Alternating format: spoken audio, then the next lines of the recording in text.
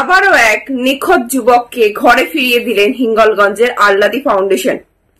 আল্লাদি ফাউন্ডেশনের চেয়ারম্যান সুশান্ত ঘোষ জানান, ওই যুবকের বাড়ি মুর্শিদাবাদ জেলার শামশেরগঞ্জে।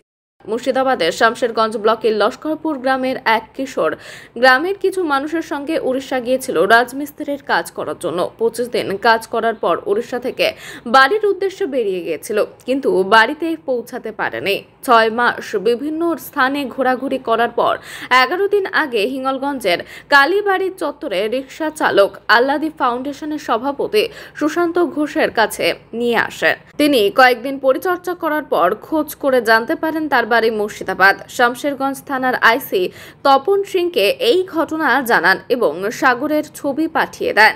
ছবি দেখে সাগরের মা চিনতে পারে। এদিন গ্রামের কয়েকজন ও তার মা প্রমাণ দেখিয়ে সাগরকে বাড়ি ফিরিয়ে নিয়ে যান।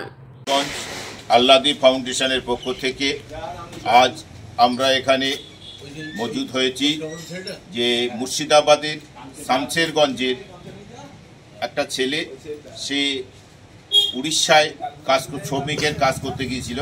সেই শ্রমিকের কাজ করে বাড়ি ফেরার সময় সে বাড়িতে মুর্শিদাবাদের শামশেরগঞ্জে ফিরতে পারেনি।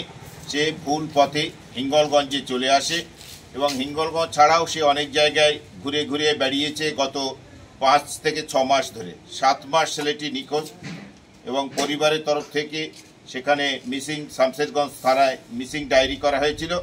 আজ তার মা এসেছে।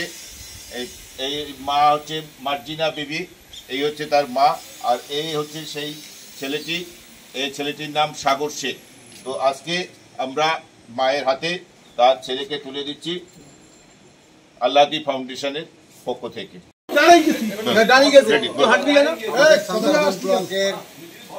সাগর শেখ যে বিগত 5-6 মাস থেকে হারিয়েছিল,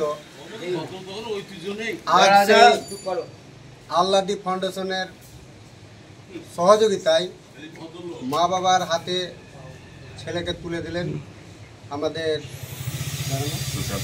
সুশান্ত ঘোষদা। খুব একটা ভালো ফাউন্ডেশন এরা করেছে। এইটাই শুধু না, আমরা এখানে আসার পরে জানতে পারলাম যে কিছু না হলেও 1-200 ছেলেকে এইভাবে পরিবারের হাতে যেভাবে হোক খুঁজে খাজে এরা তুলে দিয়েছে। তো আশা করব যে দাদাদের কাজকর্ম খুব ভালো লাগছে, যে একটা ছেলে হারিয়ে যাওয়ার পরেও খুব কষ্ট করে পরিবারের হাতে তুলে দিচ্ছে। তো আপনারা সবাই সহযোগিতা করবেন যাতে দাদারা আরও একটু অ্যাডভান্স হতে পারে, এগুলোই বিশেষ করে।